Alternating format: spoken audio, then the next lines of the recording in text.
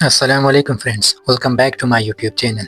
Friends, جیسا کہ آپ جانتے ہیں کہ کل ہم نے اپنی series guide book on FIDIC contract کا پہلا لیکچر دیکھا تھا، جس میں اطہر سلیم جاوید صاحب نے خود اپنی انٹروڈکشن کرائی تھی اور ٹیبل آف کانٹینٹ کے بارے میں ہمیں ڈیٹیل سے بتایا تھا۔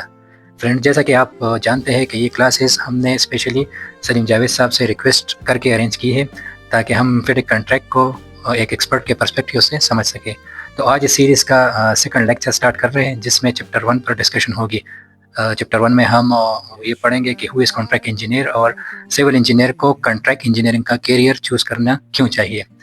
یہ ٹاپک ان سب اسٹوڈنٹس اور پروفیشنل کے لیے ہے جو کنسٹرکشن فیلڈ میں اپنا کیریئر گرو کرنا چاہتے ہیں، تو ویڈیو کو اینڈ تک ضرور دیکھیے گا۔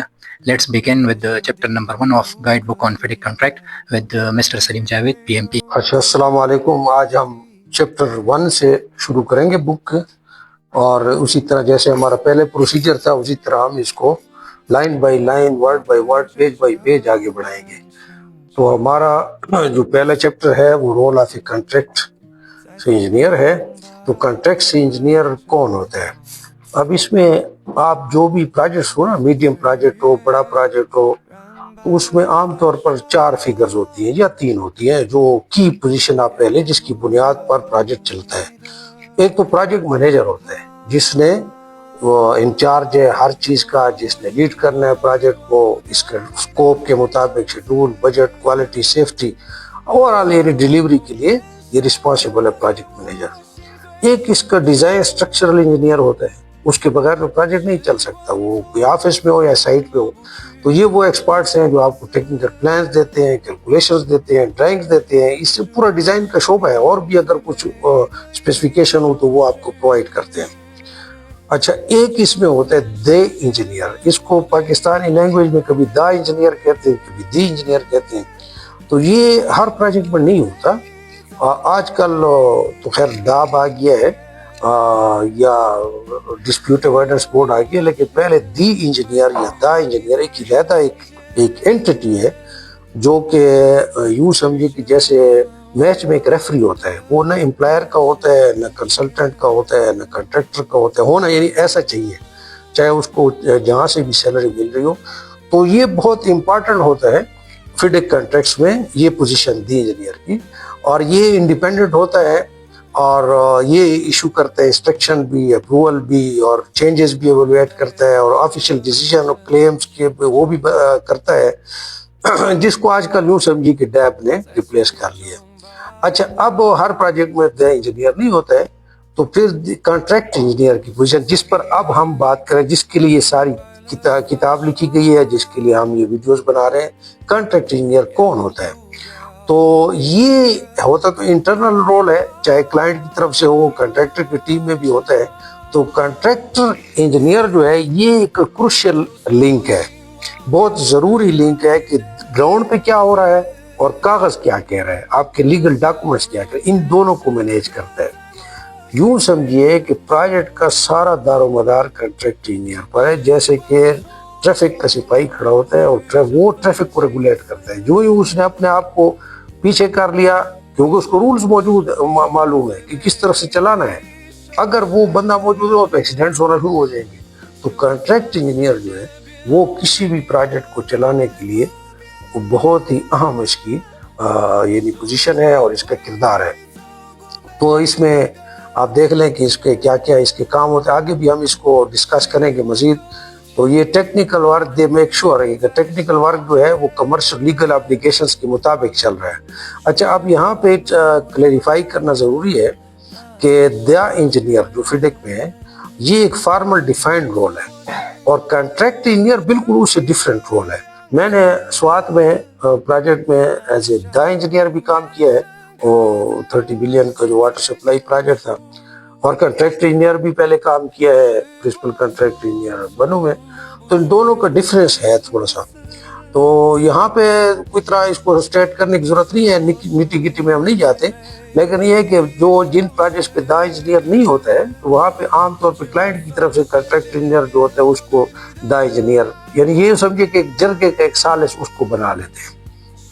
اچھا، اب میں کیوں یہ نوجوان انجینئرز کو یہ ریکمینڈ کرتا ہوں، نصیحت کرتا ہوں کہ آپ جو ہے نا یہ کنٹریکٹ مینجمنٹ یا کنٹریکٹ انجینئر اس فیلڈ کو اپنائیں، اس کو اپنا اسکوپ بنائیں.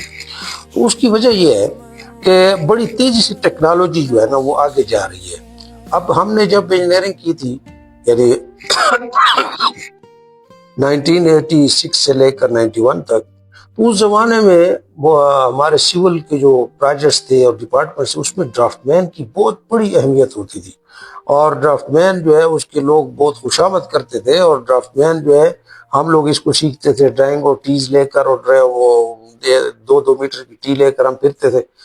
تو جو ہی آٹو کیڈ آئی ہمارے یعنی 89 میں آٹو کیڈ 14 ایجاد ہوئی، تو اس کے بعد اب ڈرافٹ مین کا کہیں وجود ہی نہیں ہے.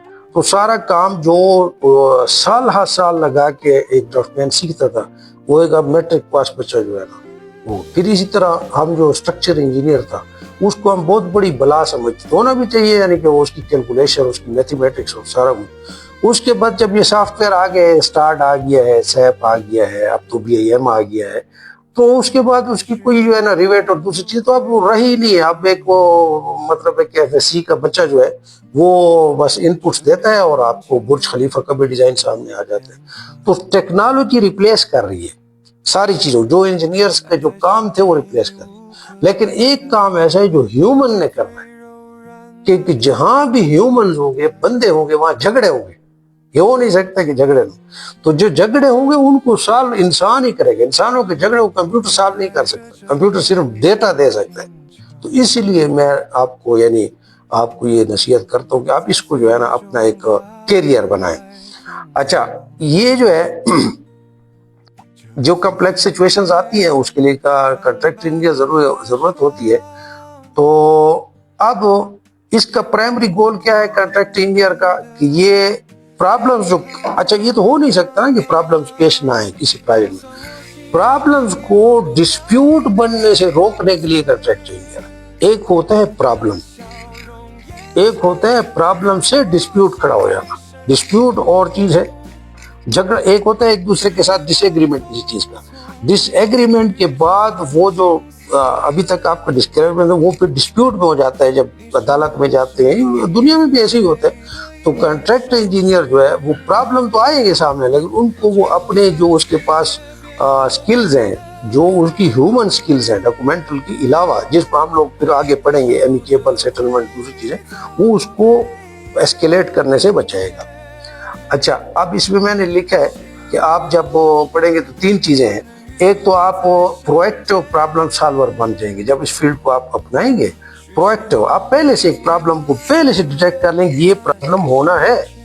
مثال کے طور پر آپ کا پروجیکٹ شروع ہونے والا ہے، جیسے ہم ابھی کہہ رہے ہیں کہ بھئی ابھی تک IFC ڈرائنگ نہیں پہنچی اور کومنسمنٹ ہو جائے گی کسی پروجیکٹ کی، تو پھر بعد میں اگر IFC ڈرائنگ نہ پہنچی تو کلیم بن جائے گا. تو ہم پھر اس کو ڈیزائن آفس کو کنٹریکٹ انجینئر پہلے سے وارن کرنا شروع کرے گا تو آپ یہ چیز کر لو ورنہ ہم پھنس جائے گی. کنٹریکٹر کا جو انجینئر ہوگا وہ اپنے کنٹریکٹر کو پہلے سے وارن کرنا شروع کر دے گا کہ جی آپ اپنے انشورنسز برابر کر لو، ورنہ جو ہی کومنسمنٹ ہو جائے گی تو 42 ڈیز کے اندر آپ نے اپنی انشورنس دینی ہے، ورنہ آپ کی سیکورٹی ضبط ہو جائے گی. یعنی یہ چیزیں وہ اس کو سمجھائے گی.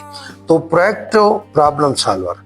اچھا، اسی طرح دوسرا جو ہے ماسٹر ڈاکومنٹیشن کمیونیکیشن. آپ ٹائملی نوٹسز، آپ کو پتہ ہوگا کہ بھی میں ٹائملی نوٹس میں نے بھیجتے ہیں، وہ کنٹریکٹ انجینئر کا کام ہے اس کو ڈیوریشنز یاد ہو کہ اس ڈیوریشن میں میں نے اس چیز کو آگے نوٹس بھیجنا ہے. تو اس طرح وہ کلیئر اور اسٹریٹجک کمیونیکیشن جو ہے نا وہ کرے گا تاکہ انٹرسٹ جو ہے اس کی کلائنٹ کی، اگر کنٹریکٹر کا ہے تو اس کے انٹرسٹ باقی رہ جائیں اور اگر امپلائر کا ہے تو اس کی.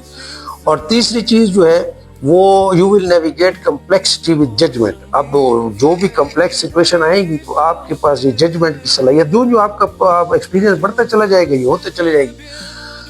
تو یہ جو ہے آپ اس کو یعنی you will manage financial pressures and ensure legal compliance. Financial pressure جب آئیں گے، چاہے وہ کنٹریکٹر کا اس کے پاس فنڈ ختم ہو جاتے ہیں، امپلائر کے پاس فنڈ ختم ہو جاتا ہے، IPC کی پیمنٹ نہیں ہوتی، سیلریز کی پیمنٹ نہیں ہوتی، اس ساری چیزوں کو بھی وہ مینیج کر سکتا ہے. اب آپ دیکھیں نا، جیسے ہم لوگ کہتے ہیں کہ بھائی کنٹریکٹر کا اگر جو ہے نا اس کو چلانا ہے پھر اس کو کچھ ایڈوانس پیمنٹ دے دو، تو کنٹریکٹ انجینئر بتائے گا نا کیسے اس کو کس جگہ پہ تھوڑا سا اس کو بوسٹ دیا جا سکتا ہے فائنینشیل، تاکہ اس کے لیبر بھاگ نہ جائے, اس کے جو ایکسپینسز ہیں وہ کیسے پورے ہو جائیں, تو یہ بھی اس کا کام ہے.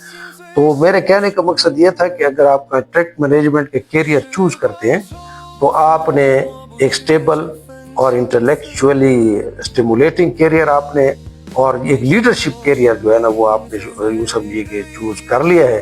اور آپ کو کی امپورٹنس ہوگی کسی بھی فیئر یعنی فیئرنیس اور پروجیکٹ کی جو ویلیو ہے اس کو بجٹ اور اسکوپ کے اندر اس کو مکمل کرنے میں. تو یہ تھا میرا یہ کہ کس لیے آپ کو کنٹریکٹ انجینئر بننا چاہیے. اچھا, اب اس میں چھوٹی سی آپ آگے بات کریں کہ اس کے ڈفرینٹ رولز ہوتے ہیں کنٹریکٹ مینجمنٹ میں, تو وہ بھی آپ کی سمجھ میں آ جائیں کہ ایک یعنی اس کو 3 ہم ڈیوائڈ کرتے ہیں. ایک ہوتے ہیں کنٹریکٹ انجینئر, یہ جونیئر ٹو مڈ لیول, اور ایک ہوتے ہیں کنٹریکٹ مینیجر جس کو ہم بعض اوقات پرنسپل کنٹریکٹ انجینئر کہتے ہیں. ایک ہوتے ہیں کنٹریکٹ اسپیشلسٹ جس کو بعض اوقات تو پروجیکٹ میں کنٹریکٹ ایکسپرٹ کا نام دیا جاتا ہے یا بیرونی دنیا میں پھر کنٹریکٹ ایکسپرٹ کہا جاتا ہے. تو ان کا اب کنٹریکٹ انجینئر جو جونیئر سے لے کر مڈ لیول تک ہوتا ہے, یہ عام طور پہ کنٹریکٹ مینیجر کے ساتھ ایز اے اسسٹنٹ ہوتا ہے, سیکھنے کے پروسیس میں ہوتا ہے. تو اس کا فوکس جو ہوتا ہے وہ زیادہ تر ڈے ٹو ڈے کنٹریکٹ کی ایڈمنسٹریشن ہے, ریکارڈ کیپنگ یہ رکھتا ہے. اس کی رسپانسبلٹی کیا ہوتی ہے کہ اس نے ٹیکنیکل اسپیسیفکیشن کو ریویو کرتے رہنا ہے, اس نے خالی رکھنا نہیں ہے, اس نے ریویو کرتے رہنا ہے. اور اس طرح ڈرافٹ اور جو ہے نا اس کے نوٹس بھی لے گا, کلیمز اور چینجز میں اسسٹ بھی کرے گا, کاسٹ انالیسس جب ہوگا تو اس میں بھی ہیلپ کرے گا. اور اسی طرح جو ہے یہ ٹیکنیکل ٹیم کو اور جو لیگل ٹیم بیٹھی ہوئی ہے, باہر ٹیکنیکل ٹیم ہے اور آفس میں لیگل ہوتی ہے, ان کے درمیان میں ایک کنیکشن ہے. وہ اس سے پوچھیں گے, یہ آگے کنوے کرے گا, یہاں سے جو بات ہوئی آگے کنوے کرے گا. تو ڈے ٹو ڈے ایکٹیویٹیز کو یہ مینیج کرے گا. اور اس کی کی ڈاکومنٹس میں نے لکھے ہیں کون کون سے ڈاکومنٹس اس نے, جو ینگ انجینئر ہے اس نے کون کون سے ڈاکومنٹس اس کے ساتھ عام طور پر اس نے ہینڈل کرنے ہیں. پھر آتے ہیں آپ کنٹریکٹ مینیجر مڈ لیول پر. جب آپ 10 سال سے لے کر 15-16 سال تک کا آپ کا ایکسپیرینس ہو جاتا ہے تو آپ کنٹریکٹ مینیجر کے طور پر ہو جاتے ہیں. اس میں آپ نے پورے جو کنٹریکٹ لائف سائیکل ہے اس میں نیگوشیشنز بھی آپ کا کام ہے, کیونکہ اب کافی سارا آپ کا ایکسپیرینس ہو گیا ہے تو رسک مینجمنٹ بھی آپ کریں گے, کیونکہ اب آپ اس قابل ہیں کہ آپ پرانے ایکسپیرینس کے مطابق آپ بتا سکتے ہیں کہ یہاں پہ یہ رسک پیدا ہو سکتا ہے. تو یہ اس نے پورا سٹارٹ سے فنش تک جو ہے نا یہ دیکھنا ہے. اب آپ لوگ جو کہ سارے پرائیویٹ میری طرح پرائیویٹ فرم میں کام کر رہے ہیں کنسلٹنٹ میں, تو آپ کو معلوم ہونا چاہیے کہ جو مین منتھس ہوتے ہیں جب کسی بھی پروجیکٹ شروع ہوتا ہے اس کے مین منتھس ہوتے ہیں, تو اس میں جتنی بھی کی پوزیشنز ہیں حتیٰ کہ جو پی ایم صاحب ہیں, اگر 3 سال کا پروجیکٹ ہے تو پی ایم صاحب کے مین منتھ بھی زیادہ سے زیادہ جو ہے نا وہ مطلب 36 مہینے کی بجائے 30 مہینے ہوں گے, وہ چلا جائے گا. صرف کنٹریکٹ انجینئر ایسا ہے جو شروع سے ہوتا ہے اور آخری بندہ جو چابی حوالے کر کے جاتا ہے وہ کنٹریکٹ انجینئر ہوتا ہے. تو یہ ایک بڑی جاب سیکیورٹی ہے اس کی کہ آپ اس کیریئر کو اگر آپ اپنا لیں تو. اچھا, اب اس کے بعد ہم جاتے ہیں کنٹریکٹ اسپیشلسٹ, سینئر رول ہے. اب یہ کیا کرتے ہیں کنٹریکٹ اسپیشلسٹ, یہ چونکہ کنٹریکٹ ایکسپرٹ ہے تو یہ ڈرافٹ کرتے ہیں آپ کے جو اسپیشل اسٹیپولیشنز ہیں, آڈٹ رپورٹس ہیں, یا آپ کے جو وہ ہوتا ہے کلیمز ہیں ان کو کمپلیکس ایریاز جو ہے پروکیورمنٹ کے ہیں, جیسے پروکیورمنٹ کا سارا پروسیس کرنا ہے, تو یہ سارا اس کو یہ ہینڈل کرتے ہیں کنٹریکٹ اسپیشلسٹ. تو یہ تیسرا وہ ہے. اچھا, تو اس کے لیے میں نے تھوڑا آپ کو یہ بتایا کہ آپ اپنی کوالیفیکیشنز جو ہیں, جو کی کوالیفیکیشن ہے ان کو کیسے انہینس کر سکتے ہیں تاکہ آپ کے ایکسپیرینس سے پہلے آپ کو مل جائے, یعنی تھوڑا پروموشن مل جائے اور آپ کی انسائٹ بھی بڑھ جائے. تو اس میں نے کچھ ایک صفحے کے لیے 5 جو ہے نا وہ سرٹیفکیٹس کا آپ کو دیا ہے, باقی تو آپ انٹرنیٹ پہ سرچ کر سکتے ہیں.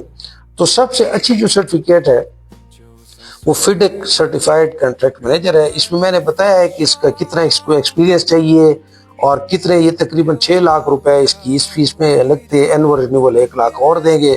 پھر تیسرے سال جو ہے نا تو ٹوٹل یہ پیسوں کا کھیل ہے, یعنی اتنا بڑا اس پہ پیسے لگتے ہیں.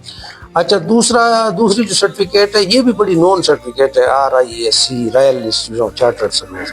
یہ خیر آپ کے ساتھ ضروری نہیں ہے, یہ ان کے ساتھ ہے جیسے عابد صاحب ہیں یا جو کوانٹیٹیز اور سرویئنگ میں جا رہے ہیں ان کے لیے. تو یہ بھی تقریباً 10 لاکھ کی سرٹیفکیٹ ہے. اچھا, پھر تیسری جو آربیٹریشن کے لیے ہے وہ یہ CIRB چارٹرڈ انسٹیٹیوٹ آف آربیٹریٹرز ہے. اس میں خیر زیادہ تو لائرز جاتے ہیں لیکن ہم لوگ بھی اس میں جا سکتے ہیں.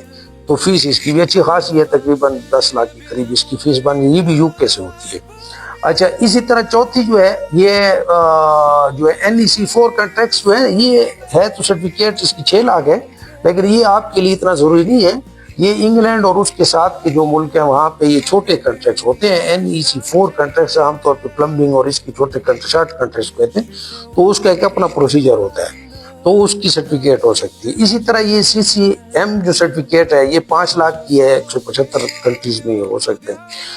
تو یہ میرا آپ کو بتانے کا مقصد یہ تھا کہ اب میں نے دنیا کی مختلف نیشنلٹیز کے ساتھ کام کیا ہے ساری زندگی، اندر بھی اور ملک سے باہر بھی، تو مجھے یہ کہنے میں کوئی شرم نہیں ہے کہ پاکستان کی جو انجینئرز ہیں وہ انٹلیکچولی شاید ساری دنیا میں یونیک ہیں، اور یہ سرٹیفکیشن ان کے لیے کچھ بھی نہیں ہے۔ مسئلہ یہ ہے کہ ہمارے پاس پیسہ نہیں ہے، اس اتنے پیسے کون بھرے گا، اور یہ سارا پیسے کا کھیل ہے۔ تو اب کیا کیا جائے؟ تو اس کے لیے میں تھوڑا یہی نصیحت کروں گا کہ جو ہمارے گورنمنٹ سیکٹر میں جو انجینئرز ہیں، CNW میں، NHA میں ہیں، وابڈا میں ہیں، ان میں سے اکثر تو جو ہے نا وہ مطلب لاکھوں روپے تو رشوت اور حرام کی کمائی کھاتے ہیں، اور اس کے بعد وہ اپنے پلاٹوں پہ اور پجیروں خریدنے پہ لگا دیتے۔ تو بھائی اپنی سرٹیفکیشن پہ لگاؤ۔ اب رہ گئے وہ جو بیچارے ابھی ینگ انجینئرز ہیں، تو پھر اس قسم کی فیسیں ادا کرنے کے لیے ان کے پاس ایک ہی راستہ ہے کہ وہ گلف میں جائیں، امارات میں جائیں، وہاں پہ اسٹیبلش ہوں، اور وہاں سے جو بچت ہو پھر پیچھے زمینیں نہ خریدیں، بلکہ پہلے اپنے آپ کو انہینس کریں۔ مجھے یہاں پر یہ بات بھی کہنے میں ایک بار پھر میں کہنا چاہتا ہوں کہ میں نے ایک کتاب لکھی ہے جو آپ کو کہہ رہا ہوں کہ آپ خرید لیں، 3000 روپے اس کی قیمت ہے۔ اب پاکستان میں اچھے خاصے کھاتے پیتے لوگ، ایک آدمی نے مجھے میسج کیا کہ اس میں کوئی کنسیشن کر سکتے ہو، میں نے اسے کہا مجھے یقین ہے کہ جو جوگرز تم نے پہنے وہ 6000 روپے کے ہوں گے، لیکن آپ اپنی اس کتاب کے لیے 3000 روپے لگا رہے ہو۔ یہ ہمارا المیہ ہے، مقصد یہ نہیں ہے کہ میری کتاب خریدے یا کس کی۔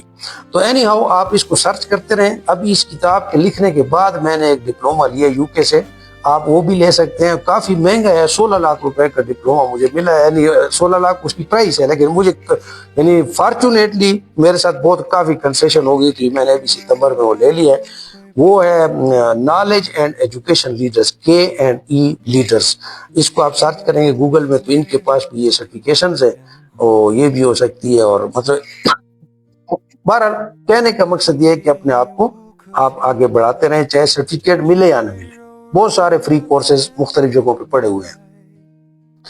اچھا اب ہم آتے ہیں کہ یہ essential abbreviations for contract engineers, یہ بھی میں نے ایک آپ کو یوں سمجھے کہ ایک سیمپل دیا ہوا ہے کہ دیکھیں اب یہ بڑی عجیب سی بات ہے نا، ہر فیلڈ میں خاص قسم کے ایبریویشنز چلتے رہتے ہیں جو کہ دوسرے لوگوں کو معلوم بھی نہیں ہوتے۔ اب مثال کے طور پر جو ہے نا وہ BBA، اب لائرز آپس میں بیٹھے ہو گئے، اس کی BBA ہو گئی، BBA نہیں ہو گئی۔ اب ہم لوگ جو اس فیلڈ کے نہیں ہیں ہم حیران ہوتے کہ یہ کیا کہہ رہا ہے کہ BBA ہو گئی، BBA نہیں ہوئی۔ وہ کہہ رہے بیل بیفور اریسٹ، وہ ان کا جو شعبہ ہے، فیلڈ ہے، اس کے ساتھ وہ ایبریویشن ہے۔ اب اگر کوئی وکیلوں میں بیٹھا اور خود کو وکیل بھی کہے اور اس کو BBA کا بھی پتہ نہ ہو تو کتنی آکورڈ پوزیشن اس کی ہو جائے گی۔ اسی طرح اگر ایک کنٹریکٹ انجینئر میں ہم بیٹھے ہیں تو یہ کچھ جو ہماری ٹرمینالوجیز ہے یہ ہمیں پتہ ہونا چاہیے کہ ہم کیا کہہ رہے ہیں۔ اچھا یہ PC1 جو ہے، PC1 PC2 PC3 PC4، یہ PC1 یہ ہمارے گورنمنٹ آفیسز میں یعنی ایک ایسی چیز ہے جو ہر ایک کو پتہ، ہر ایک کے منہ پر چڑھی گئی۔ لیکن میں نے ایک دو بار پوچھا پرانے لوگوں نے PC1 کا ایبریویشن کس چیز کا ہے، تو خود ان کو بھی نہیں معلوم تھا۔ یہ پلاننگ کمیشن فارم ہے، اصل میں یہ PC1 جو ہے فیزیبلٹی رپورٹ ہے۔ بہرحال آپ کو PC1 PC2 کا پتہ ہونا چاہیے۔ اچھا پھر اس کے بعد یہ ITB RFQ RFP یعنی انویٹیشن فار بڈ ہے، یا ریکویسٹ فار کوٹیشن ہے، ریکویسٹ فار پروپوزل ہے، اس طرح ریکویسٹ فار ڈیزائن ہے، یہ اسی کیٹیگری میں یہ آتے ہیں جب یہ یوز ہوتے ہیں، یہ مشہور ہے۔ SOW اکثر کہتے ہیں بھی آپ کی SOW میں یہ لکھا ہوا ہے تو اسکوپ آف ورک کو کہتے ہیں۔ اچھا اسی طرح LOA LOC letter of acceptance ہے، لیٹر آف کمنسمنٹ ہے، اس طرح LOI بھی ہے، لیٹر آف انٹینٹ بھی ہے۔ اس کو یہ 3-4 ٹرم آپ کو پتہ ہو جائے گی۔ یہ کیا آگے میں آپ کو جب ہم اگلے چیپٹرز میں جائیں گے تو ان کا فرق بھی پتہ ہوگا کہ یہ کیا چیز ہے وہ کیا چیز ہے، لیکن آپ کو نام ہونے چاہیے۔ اچھا اسی طرح RFI NCR آن سائٹ بھی ہوتے ہیں۔ DPR کس کو کہتے ہیں، ڈیلی پروگریس اور منتھلی پروگریس کو۔ EOT اور لیکویڈیٹڈ ڈیمیجز کیا چیز ہیں، اس طرح جو ہے نا۔ اچھا اب یہ اگلی بات ہے VO اور CO۔ एक होते वेरिएशन आर्डर, आप इसको, एक होते चेंज आर्डर। ये एक्चुअली इसमें वैसे बेसिकली एक फर्क है, लेकिन पाकिस्तान के जो डॉक्यूमेंट्स है ना उसमें वेरिएशन आर्डर कम यूज होता है नाम, इसमें चेंज आर्डर नाम यूज होता है।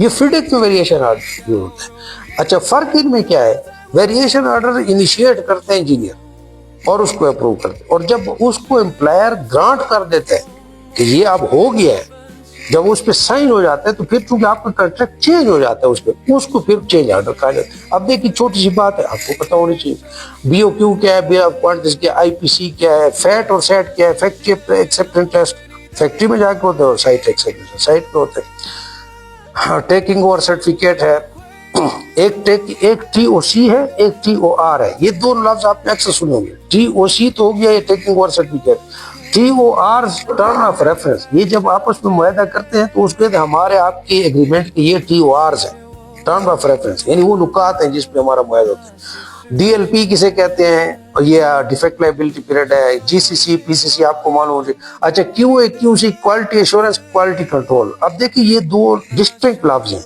एक होता है क्वालिटी एश्योरेंस मैनेजर, एक होता है क्वालिटी कंट्रोल मैनेजर।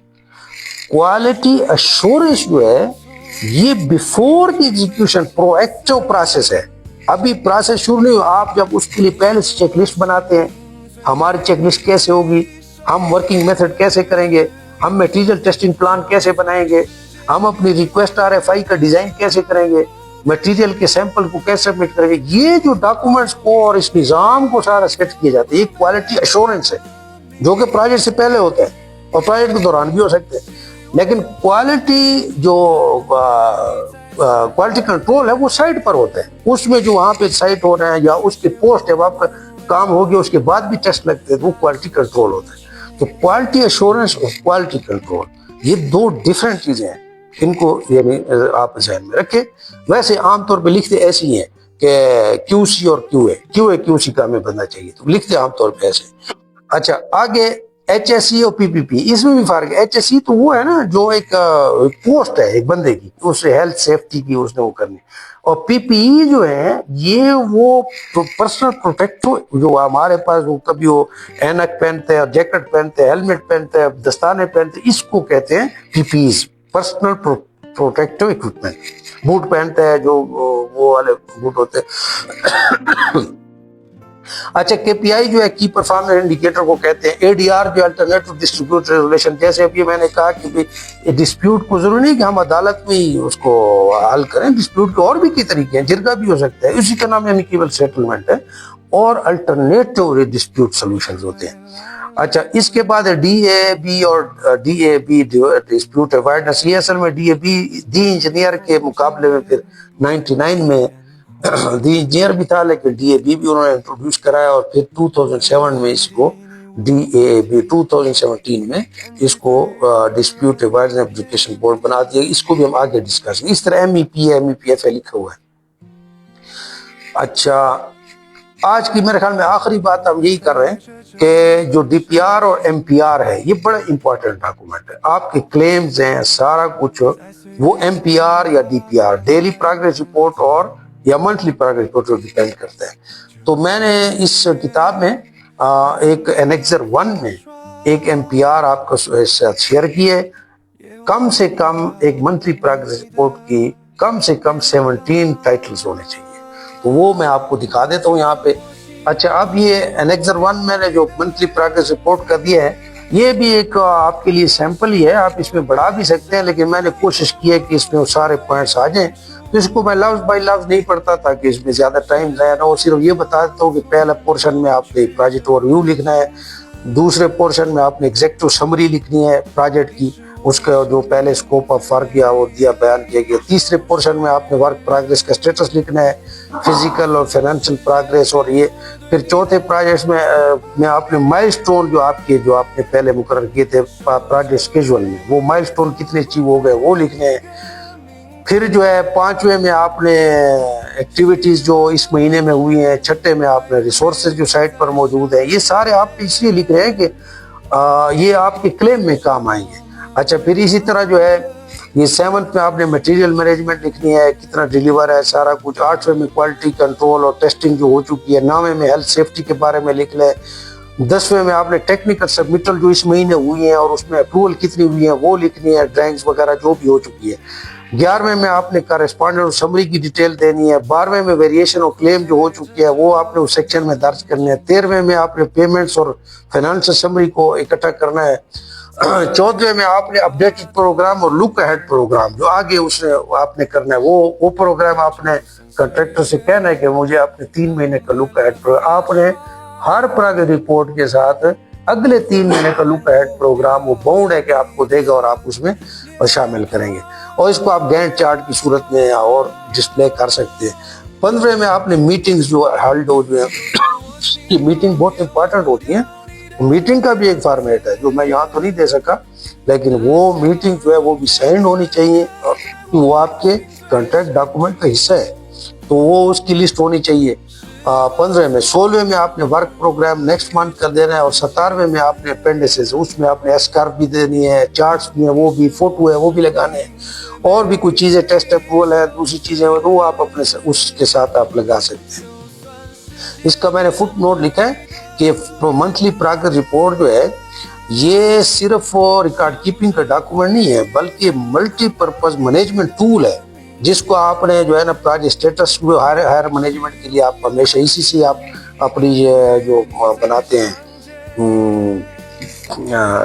یعنی جو سلائیڈز بناتے ہیں پریزنٹیشنز وہ بھی آپ اسی سے بنائیں گے. اور اسی طرح اسٹیک ہولڈرز مختلف ہیں ان کی کوارڈینیشن ہوگی تو آپ یہی پیش کریں گے. اپنے جو بل اور کلیم کے لیے وہ بھی اسی پہ انجایا ہوگا. اس طرح کمپلائنس ہو رہی ہے یا نہیں ہو رہی خاص طور پہ ڈونر پروجیکٹس کی تو وہ بھی آپ کریں گے. تو ڈیلی پراگرس رپورٹ جو ہے یہ استعمال ہوتی ہے ایم پی آر بنانے کے لیے. جتنی ڈیلی پراگرس رپورٹ آپ کی صحیح بنی ہوگی تو ایم پی آر آپ کے لیے بنانا آسان ہے. پھر منتھلی پراگرس رپورٹ بھی آپ کا PC3 تیار ہوتا ہے جس کو ہم کوارٹرلی کہتے ہیں، وہ 4 مہینوں کی پراگرس اسی پہ تیار ہوتی ہے. تو یہ اسی طرح آپس میں کنیکٹڈ ہے. تو آج تک کے لیے اتنا کافی ہے. آگے ہم اس کو یعنی اس کے بعد ہم یہ شروع کریں گے کہ اس کے آفس کنٹریکٹ انجینئر کے آفس کی جو ہے وہ اورینٹیشن کیسے ہوگی اور کنٹریکٹ مینول کیسے ہوگا، تو اس کو ہم انشاءاللہ اگلی نشست میں دے لیں گے. السلام علیکم.